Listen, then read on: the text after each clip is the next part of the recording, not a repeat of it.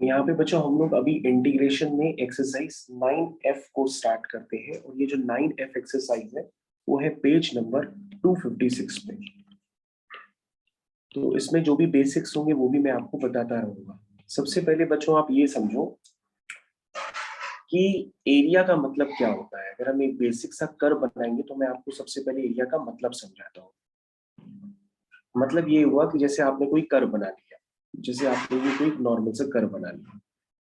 अगर मैं कहता हूं कि एरिया निकालो इस कर्व के द्वारा, क्वेश्चंस में ही लिखा होगा, तो सबसे पहले एरिया का मतलब ये होता है कि एरिया ये जो भी कर्व अगर आप निकालेंगे इसका, वो होता है अबव एक्स एक्सिस। एरिया कौन सा होता है? अबव एक्स एक्सिस होता है। यानी कि इस कर्व ने अगर आपको एरिया दिया है तो वो ये वाला एरिया दिया है। ठीक है, इस कर्व ने अगर आपको एरिया दिया है तो वो ये वाला एरिया दिया है। और अगर इस कर्व की डेफिनेशन है y is equal to f x, तो एरिया जो होता है वो होता है इंटीग्रेशन y dx। क्या होता है? Integration y dx। अब ये एरिया आया कैसे? तो ये एरिया बच्चों इस तरह से आया क्योंकि आपने x की डिस्टेंस पे dx का एलिमेंट कट किया था। x की डिस्टेंस पे dx का एलिमेंट कट किया था। ठीक है, और वो dx का एलिमेंट इतना छोटा होता है तभी हम उसको dx कहते हैं। क्या कहते हैं? dx कहते हैं। तो dx का एलिमेंट इतना छोटा होता है कि बच्चों ये की जो विड्थ होती है ना, ये वाली विड्थ, ये विड्थ बन जाती है एक हॉरिजॉन्टल स्ट्रिप बन जाती है। क्या बन जाती है? हॉरिजॉन्टल स्ट्रिप बन जाती है। विड्थ बहुत छोटी होती है। तो हम क्या करते हैं बच्चों, x की डिस्टेंस पे एक dx का एलिमेंट लेते हैं और फिर हम क्या करते हैं, x की डिस्टेंस पे जो भी आपने वैल्यू ली है उस कर्व की, तो उसकी वैल्यू निकाल लेते हैं। तो हम एफ एक्स जो y is equal to f x है, उसमें x की जगह x पुट करेंगे तो फंक्शन की वैल्यू क्या आएगी? एफ एक्स आएगी। दैट मीन्स y आएगी। दैट मीन्स y आएगी, जिसको आप एफ एक्स भी लिख सकते हैं। तो बच्चों कहने का मतलब ये है कि ये जो लेंथ है, जिस लेंथ को मैं दूसरे कलर से भी इंडिकेट कर रहा हूँ, ये जो लेंथ है ये एफ एक्स मतलब y, और ये जो ब्रेथ है ये है dx। तो ये इस छोटे से रेक्टेंगल का जो एरिया होगा वो हो जाएगा एफ एक्स dx। अब बुक्स में क्या होता है, बुक्स में एफ एक्स dx ना लिख करके y dx। क्यों लिखते हैं? क्योंकि आपके पास एफ एक्स की वैल्यू क्या है? y। एफ एक्स को हम क्या मान के चलते हैं? y। तो बच्चों जितने भी आप वॉल्यूम के ग्राफ देखेंगे, एरिया के ग्राफ देखेंगे, सबसे पहले आपको बेसिक डेफिनेशन मिलती है उसमें y dx। तो y dx हमें क्या देता है? एरिया। अब बच्चों ये डिपेंड करता है कि आपने एरिया इस छोटे से रेक्टेंगल का ही लेना है या हमें पूरे एरिया को सम अप करना है। मतलब हम dx dx dx dx element लेकर के ऐसे खूब सारे एरिया अगर निकालेंगे तभी जाकर के ये पूरा एरिया नजर आएगा आपको। कौन सा? ये पूरा एरिया। तो अगर हम इस पूरे एरिया को निकालना चाहें तो हम क्या करते हैं, हम ये देखते हैं कि हमारी x की लिमिट कहां से चालू हो रही है। यानी कि यहां से लेकर के यहां तक अगर हम उसको इंटीग्रेट कर देंगे तो ये एरिया आ जाएगा, और अगर हम उससे पहले इसको इंटीग्रेट कर देंगे तो ये एरिया आ जाएगा। तो बच्चों यहां पर क्या होती है? x की लोअर लिमिट। ठीक है ना? और यहां पर क्या होती है? x की अपर लिमिट। समझ में आया कि कहां से कहां तक हम इसको इंटीग्रेट करेंगे, यानी कि सम अप करेंगे तो पूरा कंप्लीट एरिया निकल करके आ जाएगा। अब बच्चों आपके पास तो यहाँ पर एक ही कर्व है, लेकिन आप जब एक्सरसाइज 8 जो भी है 9F देखेंगे तो वहां पे एक कर्व नहीं है, वहां पे दो, एक से ज्यादा कर्व भी है। यानी कि दो कर्व के बीच में भी बाउंडेड एरिया पूछा जा रहा है, तीन कर्व्स के बीच में भी बाउंडेड एरिया पूछा जा रहा है। अभी तो मैंने जो आपसे चर्चा की है ये तो चर्चा सिर्फ एक कर्व से बाउंडेड एरिया पे है। लेकिन बच्चों अगर हम एक से ज्यादा कर्व बना लें, लेट्स से मैंने आपको ये वाला कर्व बना दिया, मैंने पूछा इससे बाउंडेड एरिया क्या होगा, तो तुम कहोगे सर इससे bounded area above x axis वो ये होगा, होगा ना? और अगर आप ये एरिया निकाल लें तो वो है x इक्वल टू ए से x इक्वल टू बी तक, और इस ग्राफ की definition y is equal to f x. अब हमारे पास एक दूसरा कर्व आ गया। दूसरा कर्व जब मैंने बनाया तो वो कर्व इस तरह से पास करने लगा। अब हमने क्या किया, हमसे पूछा गया कि इस कर्व से बाउंडेड एरिया बताओ, तो तुमने कहा सर इस कर्व से बाउंडेड एरिया जो होगा वो ये होगा अबव एक्स एक्सिस। होगा ना? इस कर्व से बाउंडेड एरिया ये होगा अबव एक्स एक्सिस। क्या बात समझ में आ रही है? क्यों भाई, ये बात समझ में आ गई सबको? मेरे ख्याल से सबको समझ में आ गई। लेकिन बच्चों हमसे पूछा क्या जाता है? हमसे पूछा ये जाता है कि एरिया ऑफ बाउंडेड रीजन बताओ। यानी इन दो कर्व ने जो भी एरिया बाउंड करके बनाया है, जो बिटवीन द कर्व्स, वो एरिया हमसे पूछा जाता है। तो सबसे पहले हम क्या करते हैं, हम कर्व्स को सॉल्व करके उनका इंटरसेक्शन पॉइंट निकालते हैं। जैसे बच्चों मैंने मान लिया ये वाला इंटरसेक्शन पॉइंट है x इक्वल टू a, और ये वाला इंटरसेक्शन पॉइंट के x कोऑर्डिनेट है x इक्वल टू b। ठीक है, अब बच्चों हमारे पास जो एरिया है वो एरिया कैसे निकालेंगे? तो तुम्हारे लिए तो बहुत आसान है। तो तुम कहोगे कि सर ऊपर वाला एरिया, यानी कि ये पूरा एरिया निकाल लीजिए और उस एरिया में से क्या करिए, नीचे वाला एरिया माइनस कर दीजिए, यानी ये वाला एरिया। क्या बात समझ में आई? मैं आपको दोबारा समझाता हूं। मैं आपसे कह रहा हूं कि पूरा एरिया निकाल लीजिए। ये एरिया किसने ट्रेस किया है? ये एरिया fx ने ट्रेस किया है। फिर जो gx ने एरिया ट्रेस किया वो वाला माइनस कर दीजिए, तो आपके पास क्या आ जाएगा? जो बाउंडेड एरिया ग्रीन कलर से दिख रहा है वो वाला एरिया आ जाएगा। तो यानी कि अगर बच्चों में इस एरिया को इंटरप्रेट करना चाहें इन टर्म्स ऑफ इंटीग्रेशन, तो वो क्या होगा? ऊपर वाले कर्व से एरिया बाउंडेड यानी कि fx dx, माइनस नीचे वाले कर्व से एरिया बाउंडेड मतलब gx dx। लिमिट क्या होगी? x इक्वल टू a से लेके x equal to b, x equal to a से लेके x इक्वल टू b, है ना? अब हम क्या करेंगे, इस एरिया को निकाल लेते हैं। तो ये एरिया क्या होगा? Integration fx minus gx into dx। ये बच्चों इसका एरिया होता है x इक्वल टू a से लेके x इक्वल टू b के बीच में। ये बच्चों एरिया होता है इसका एक्चुअल में। तो बच्चों आपको जब दो कर्व दिए जाएंगे तो आप इस तरह से बाउंडेड एरिया निकालेंगे, यानी कि इसका शॉर्टकट क्या होता है? ऊपर वाला कर्व माइनस नीचे वाला कर्व जैसे ही करेंगे और लिमिट लगा देंगे, मतलब जो उसका इंटरसेक्शन पॉइंट है, तो आपके पास एरिया ऑफ बाउंडेड रीजन निकल के आ जाएगा। अब जैसे हम लोग यहाँ पे 9F एक्सरसाइज में, तो सबसे पहले हम उसका फर्स्ट क्वेश्चन देखते हैं क्या लिखा है। बच्चों जब आप फर्स्ट क्वेश्चन देखेंगे तो फर्स्ट क्वेश्चन तो एकदम बेसिक है, जो अभी मैंने आपको बताया था सबसे पहले वाले ग्राफ। हमसे उसमें कहा गया है कि आपको एरिया निकालना है। कौन सा एरिया निकालना है? ये वाला एरिया जिसको मैं आपको ट्रेस करके दे रहा हूं, यानी कि ये एरिया आपको निकालना है। तो बच्चों अगर हम ये एरिया निकालना चाहते हैं तो ये एरिया क्या है? ये अबव एक्स एक्सिस है, और किस कर्व ने ट्रेस किया है? इस कर्व का नाम है y is equal to x cube minus 8x square plus 16x, इसने ट्रेस किया। अब ये कहां से कहां तक आप निकालेंगे? लिमिट देखिए बच्चों, यहाँ पे लिमिट है x की 4 और यहाँ पे लिमिट है x की 0। यानी यहाँ का आप क्या करेंगे, लिखेंगे सबसे पहले area is equal to integration y dx, क्योंकि बच्चों y dx मैंने लिख दिया। लेकिन बच्चों अगर आप ये वाली डेफिनेशन लगाओगे तो ये भी डेफिनेशन लग रही है, क्योंकि ये भी तो एरिया क्या है? ये भी तो बाउंडेड एरिया है। लेकिन ये बाउंडेड एरिया किसके बीच में? देखो ये बाउंडेड एरिया है इस कर्व और एक्स एक्सिस के बीच में। तो एक्स एक्सिस की इक्वेशन क्या होती है? y equal to 0। तो ऊपर वाला y क्या है? X cube minus 8x square plus 16x, minus नीचे वाला y। तो नीचे वाला क्या है? y 0। तो बच्चों अगर आप 0 माइनस करें या ना करें एक ही बात होती है, इसलिए मैंने सीधा y dx भी लिख सकते हैं। तो मेरे ख्याल से अब तो आपको कॉन्सेप्ट क्लियर हो गया होगा। अब आप इस एरिया को निकाल लीजिए x इक्वल टू 0 से लेके x इक्वल टू 4 के बीच में। तो बच्चों ये तो नॉर्मल इंटीग्रेशन है, ये सभी बच्चे कर सकते हैं। तो इस एरिया को निकालने के लिए हम क्या करेंगे? सबसे पहले बच्चों हम यहाँ पे लिखते हैं x cube dx minus 8x square dx plus 16x dx, ठीक है? और लिमिट आएगी 0 से लेके 4, 0 से लेके 4। तो बच्चों मैं पूरा सॉल्व नहीं करूंगा। तो x क्यूब dx का इंटीग्रेशन क्या होता है? x की पावर n+1 अपॉन n+1, यानी कि 1/4 x की पावर 4, 0 से 4। इसका होता है x क्यूब अपॉन 3, यानी कि x की पावर 2+1 अपॉन 2+1। ये होता है x स्क्वायर बाई 2, यानी कि 0 से 4। ये हो गया बच्चों। इस तरह से अब आप इसको सॉल्व करेंगे और आपका आंसर आ जाएगा। तो बच्चों ये हो गया upper limit minus lower limit, upper limit minus lower limit, upper limit minus lower limit. इस तरह से बच्चों आप सॉल्व करेंगे और इसका आंसर आ जाएगा स्क्वायर यूनिट्स।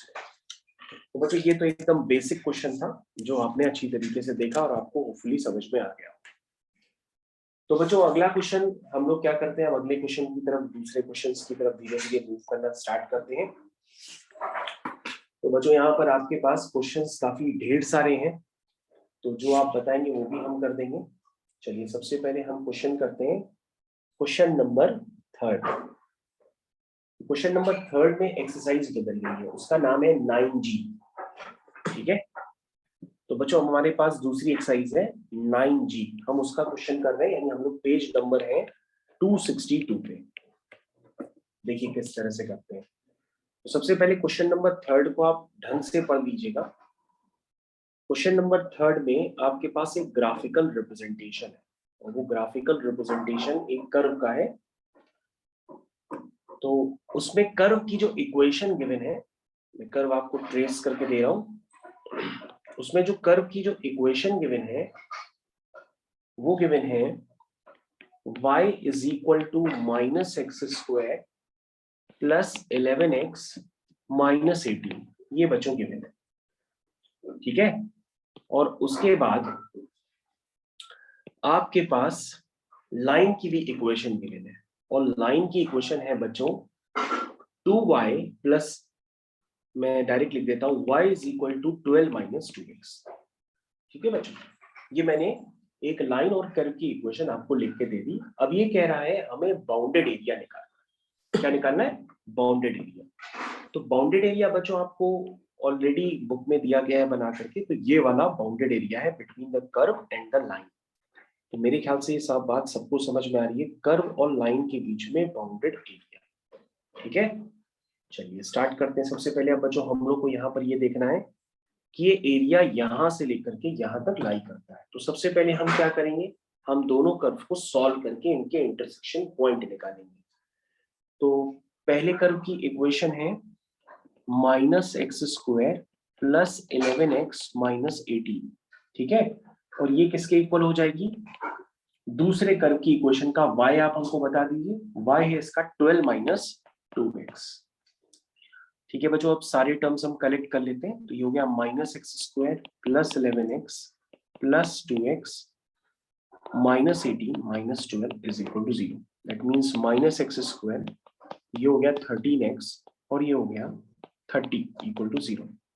अब बच्चों इस इक्वेशन में हम माइनस का मल्टीप्लाई कर देते हैं, तो ये हो गया x² minus 13x plus 30 equal to 0। बच्चों इसकी फैक्टर आपको हो सकता है बताने पड़े,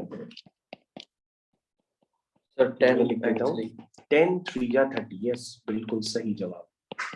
तो ये हो गया बच्चों, इसके फैक्टर हो जाएंगे। और बच्चों यहाँ पे 2x की वैल्यूज आ रही है, इसका मतलब वो आनी भी चाहिए थी। क्यों? क्योंकि दो इंटरसेक्शन पॉइंट। अब बच्चों ये बताइए, जब x इक्वल टू 3 है तो y क्या होगा x इक्वल टू 3 पे, वो आप निकाल लीजिए। 12 माइनस 6 इज 6, यानी y क्या होगा? 6। और बच्चों जब आपका जो x है वो अगर 10 है तो वो क्या आएगा? 12 minus 20 which is equal to -8। क्या आएगा? -8। तो बच्चों हमारे पास वो कोऑर्डिनेट निकल के आ गए, तो उनको हम लिख रहे हैं प्रॉपर। तो 3,6 तो फर्स्ट क्वाड्रेंट में है, ये मैंने लिख दिया। और दूसरा पॉइंट है 10, -8, ये भी मैंने लिख दिया। वैसे बच्चों मैं आपको बताऊं, हमें जरूरत सिर्फ x कोऑर्डिनेट की होती है, तो x कोऑर्डिनेट अगर आप निकाल लेते हैं तो समझ लीजिए आपका काम चल जाएगा। y कोऑर्डिनेट निकालने से हमें ग्राफ की टेंटेटिव पोजीशन बस पता पड़ती है कि वो कौन से क्वाड्रेंट्स के पास कर रहा है। ठीक है, जैसे 10, -8 आप समझ गए होंगे कि ये फोर्थ क्वाड्रेंट है। चलिए अब जो ग्राफ तो आसान है ही, मैंने आपको ट्रिक बता रखी है, आप ट्रिक फटाफट लगा दीजिए, आपका आंसर आ जाएगा। तो बच्चों ध्यान दीजिएगा, ये एरिया हम लिखेंगे ऊपर वाला कर्व। तो ऊपर वाला कर्व आपको नजर आ रहा है, this is -x² plus 11x minus 18, ये ऊपर वाला कर्व, माइनस नीचे वाला कर्व। नीचे वाला कर्व क्या है? 12 माइनस 2x dx, ये हो गया। तो उसको बच्चों जब आप सॉल्व करेंगे और सॉल्व करके x की लिमिट लगाएंगे, और x की लिमिट होगी 3 से लेकर के 10 तक। ठीक है, ये लोअर लिमिट, ये अपर लिमिट। अगर बच्चों इतना आप लिख देते हैं एग्जाम में तो आपके नंबर आ जाएंगे कुछ ना कुछ। अब आपको सॉल्व करना डिपेंड करता है कि आपने अगर इंटीग्रेशन सही ढंग से की होगी तो आप इसको सॉल्व कर लेंगे और अदरवाइज फिर नहीं कर पाएंगे। तो मैं थोड़े से स्टेप्स आपको लिख करके दे रहा हूं, ये देखो। इसके बाद ये बच्चों हो गया एक्स स्क्वायर वाला टर्म, 11x और 2x कितना हो गया 13x, ठीक है, और -18 -12 विच इज -30। तो बच्चों इसे ही आपको इंटीग्रेट करना है 3 से लेके 10 तक। तो सबसे पहले बच्चों आएगा -1, एक्स स्क्वायर का होगा x³ 3। तो ये देखो बच्चों x³ 3 से 10, ठीक है। ये हो गया बच्चों x² 2 3 से 10। ये हो गया 30, dx का इंटीग्रेशन x होता है 3 से 10। बच्चों इसको हम सॉल्व करते चले जाएंगे, आपका आंसर आ जाएगा 10³ - 3 का क्यूब प्लस 13/2। ये हो गया 10² - 3 का स्क्वायर -30। ये हो गया 10 - 3। इसको बच्चों आप सॉल्व कर लेंगे, आपका आंसर आ जाएगा स्क्वायर यूनिट्स। ठीक है बच्चों, तो ये इस तरह से आपके पास क्वेश्चंस मैंने आपको करके दिए। तो बच्चों यहाँ पर एक से एक क्वेश्चंस आपको मिलेंगे। क्वेश्चंस में मॉड का भी यूज किया जा रहा है और स्क्वायर रूट फंक्शंस वगैरह सारे यूज किए जा रहे हैं। तो ये आपको देखना है कि इसमें कौन से टाइप हमको बताने हैं। तो कोई क्वेश्चन नेक्स्ट, चलिए क्वेश्चन नंबर कौन सा 7th क्वेश्चन। तो बच्चों यहाँ पे हम लोग 7th क्वेश्चन अब करने जा रहे हैं और ये जो 7th क्वेश्चन होगा वो होगा पेज नंबर 263 पे।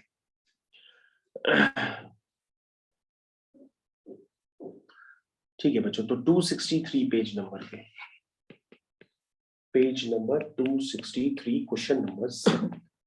चलिए, तो सबसे पहले यहाँ पे ग्राफ आपको ध्यान से देखना पड़ेगा। ग्राफ है आपका थोड़ा सा अजीबोगरीब टाइप का है। तो यहाँ पे लिखा है find the area of shaded region. मेरे ख्याल से शेडेड रीजन आपको समझ में आ रहा है। तो ऊपर वाला y माइनस नीचे वाला y कर दीजिए, आपके पास शेडेड रीजन आ जाएगा। लेकिन इसमें बहुत कुछ और भी दे दिया है। सबसे पहले आपके पास गिवन है कि कर्व की डेफिनेशन आपके पास गिवन है और लिखा है curve meets the y axis at q, the tangent at the point p, at point p 3,3। यानी इस कर्व पे आपने टेंजेंट ड्रॉ की है जो मीट करती है y एक्सिस को r पॉइंट पे। तो कह रहा सबसे पहले आपको टेंजेंट की इक्वेशन निकालनी है, उसके बाद ये जो एग्जैक्ट वैल्यू एरिया की है PQR की वो निकालनी है।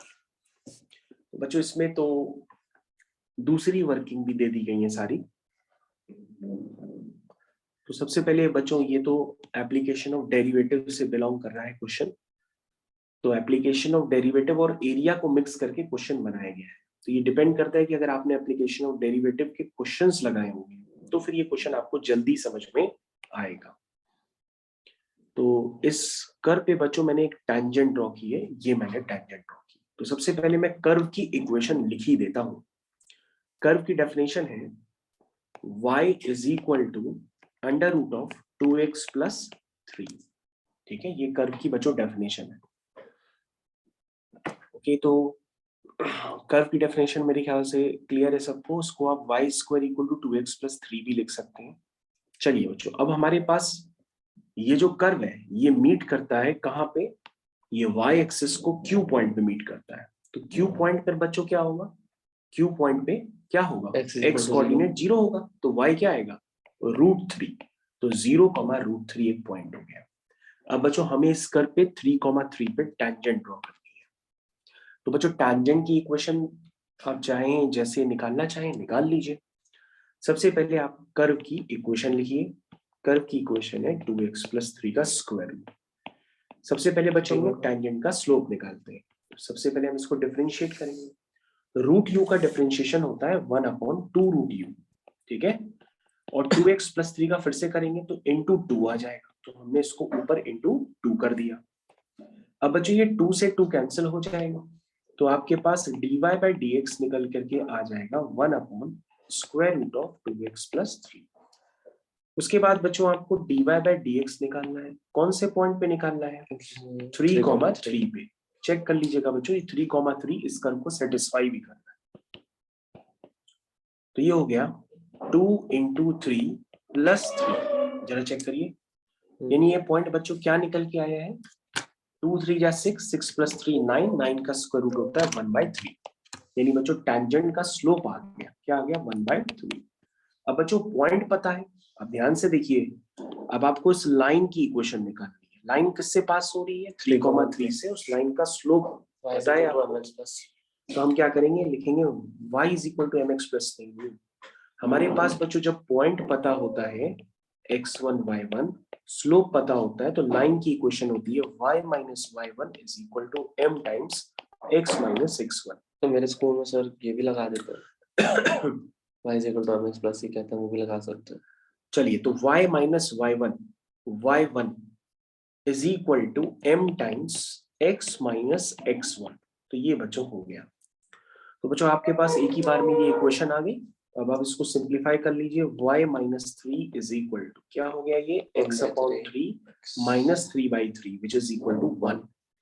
ठीक है, तो ये हो गया y = x/3 - 1 + 3 and -1 + 3 is +2। तो बच्चों ये आपकी हो गई y की इक्वेशन, y की डेफिनेशन। तो बच्चों y की डेफिनेशन मैं आपको लिख के दे दे रहा हूँ। This is y = x/3 + 2। अब बच्चों आपको बाउंडेड एरिया निकालना है, जिसको मैं आपको ट्रेस करके दिखा रहा हूँ। ये बाउंडेड एरिया, ठीक है, ये बाउंडेड एरिया बच्चों आप निकालेंगे। तो आपको तो क्लियर कट समझ में ही आ रहा है कि बाउंडेड एरिया निकालने के लिए हमें सबसे पहले यहाँ पर x की लिमिट भी देखनी पड़ेगी। बच्चों x की लिमिट अगर आप देखना चाहें तो देख लीजिए, क्या है 0 r हो जाएगा 2। तो बच्चों x = 0 पर y हो जाएगा 2। ठीक है, ये आ गया। चलिए, तो हम लोग बाउंडेड एरिया लिखते हैं। तो बाउंडेड एरिया में ऊपर वाला कर्व कौन सा है, ऊपर तो एक लाइन है और नीचे कर्व है। तो बाउंडेड एरिया लिखते हैं हम सीधा। बाउंडेड एरिया क्या होगा, ऊपर वाला y, ऊपर वाला y क्या है x/3 + 2 माइनस नीचे वाला y, नीचे वाला y क्या है √2x + 3। ये हो गया बच्चों dx। समझ में आ गया। अब बच्चों यहाँ पे लिमिट्स का है, तो आप लिमिट सोच के बताइए लिमिट कहां से कहां पड़ेगी। जल्दी से हमको सोच के बताइए। लिमिट x की पड़ती है ना बच्चों, ये इंटीग्रेशन किसके रिस्पेक्ट में, dx। इसका मतलब 3 and 3 नहीं सॉरी 0 and 3। तो बच्चों हमें, हाँ यस, dx का मतलब में x की लिमिट देखनी है। तो x की लिमिट चाहे हम यहाँ देखें तो भी 0 है, ऊपर देखें तो भी 0 है, और x की लिमिट आपको समझ में आनी चाहिए कि वो है 0 से 3।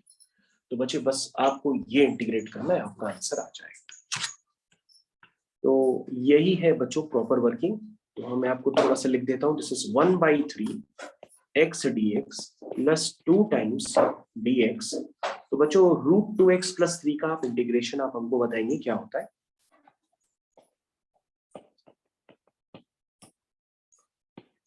तो बताइए क्या होता है √2x + 3 का इंटीग्रेशन। √2x हो जाएगा x² / 2 0 से 3 dx का x। बताइए क्या लिखे। 1/2 करेंगे इसका, पहले 2x + 3 की होल पावर 1/2, फिर उसको लगाएंगे वो जो रूल लगता है उसमें, से हो जाएगा 2x। तो चलो मैं आपको बताता हूँ, उसको ऐसे लिखेंगे 2x + 3 होल की पावर 3 ½ + 1 3/2 अपॉन 2 ½ × + 3/2। 1, और फिर जो x का कोफिशिएंट होता है उससे हम डिवाइड कर देते हैं, which is 2। ठीक है बच्चों। अब बच्चों आपको करना क्या होगा, इसको सॉल्व करना पड़ेगा, तब आपका एरिया निकलना क्या आएगा। तो बच्चों मैं डायरेक्ट लिख देता हूँ। This is 3² - 0² which is equal to 9 and 2 times 3 - 0 minus, तो नीचे हो गया बच्चों ये 3/2, 3 से 2 से 2 कैंसिल हो गया, सिर्फ 1/3 बचा। ठीक है, तो बच्चों ये आप देख लीजिएगा इसको आप कैसे करते हैं। तो मैं इसको यहीं पे छोड़ देता हूँ 3/2। ठीक है, अब बच्चों इस पे आपको लिमिट लगानी पड़ेगी, तब आपका आंसर आ जाएगा। तो इसको थोड़ा सा लिख देता हूँ। आंसर निकाल के देना है, निकाल दिया। अच्छा देख लीजिए, अगर आंसर ना निकल रहा हो तो हम निकाल के दें।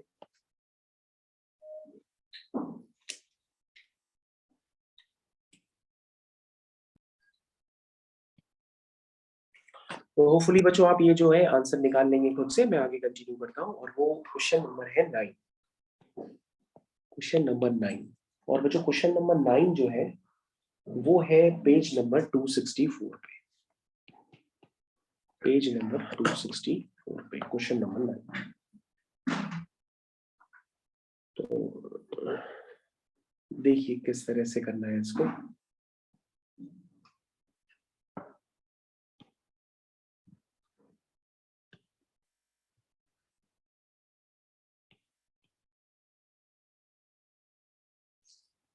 ये बच्चों सबसे पहले आपके पास एक लाइन गिवन है,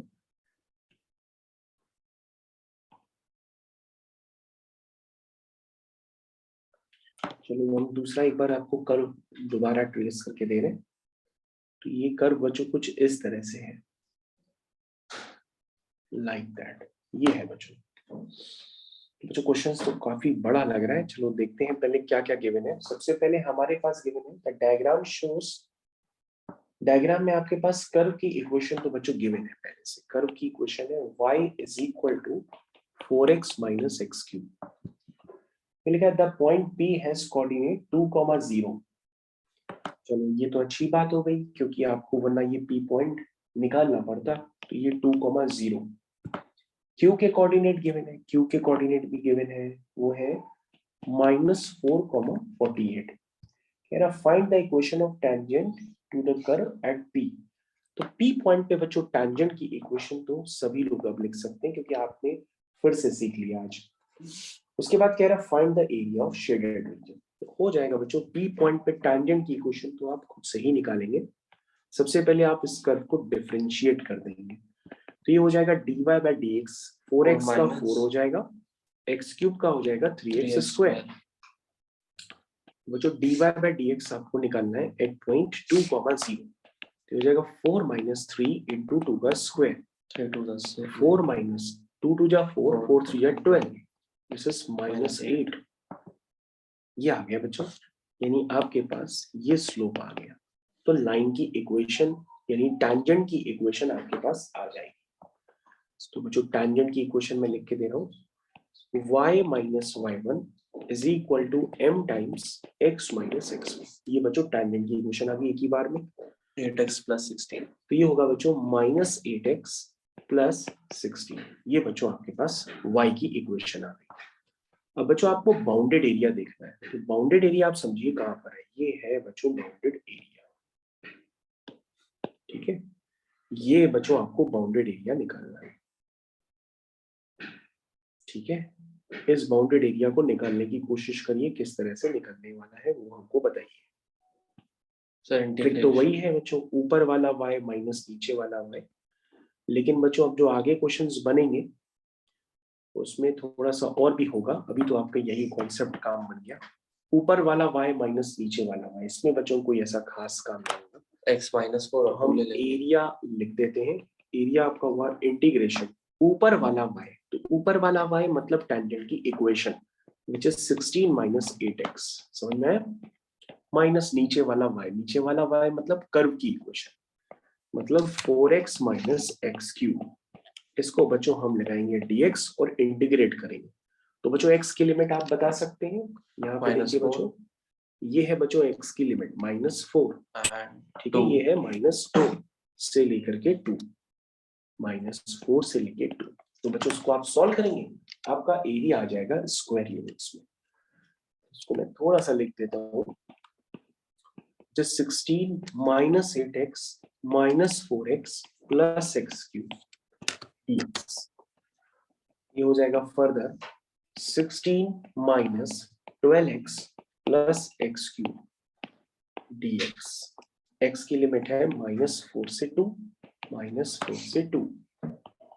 तो बच्चों हो गया 16, dx का इंटीग्रेशन हो गया x -4 से 2 -12 x स्क्वायर बाई 2 -4 से 2, एक्स क्यूब का हो गया x की पावर 4/4। ये बच्चों आपका आंसर 108, ठीक है। आंसर आप लोग क्रॉस चेक करके आंसर के आगे स्क्वायर यूनिट लिख दीजिएगा। तो ये बच्चों आपका क्वेश्चन अभी जस्ट हो गया 108, ठीक है। क्या आ रहा है 108, तो बच्चों मैं लिख देता हूँ, कंफर्म हो गया answer 108 square units. Next question बच्चों 10।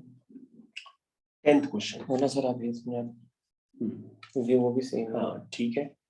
तो बच्चों इसके आगे आपके पास नेक्स्ट हेडिंग है इम्प्रॉपर इंटीग्रल्स। तो in this section we will consider what happens if some part of a definite integral becomes infinite. These are known as improper integrals and we look for two different types. तो बच्चों यहाँ पे है कुछ नहीं, यहाँ पे जो कर्व होते हैं बेसिकली वो y एक्सिस के पैरेलल हो जाते हैं। तो जब कर्व y एक्सिस के पैरेलल हो जाते हैं तो इन्फिनिटी पे जाकर के वो मीट करते हैं। तो यही इन्फिनिटी वाली लिमिट ही बच्चों को ऐसा लगता है कि वो सॉल्व नहीं हो पाएगी, लेकिन वो सॉल्व हो जाती है। तो यही सारे क्वेश्चंस बच्चों इसमें इन्वॉल्व होते हैं। तो मैं सबसे पहले आपको थोड़ा समझा देता हूँ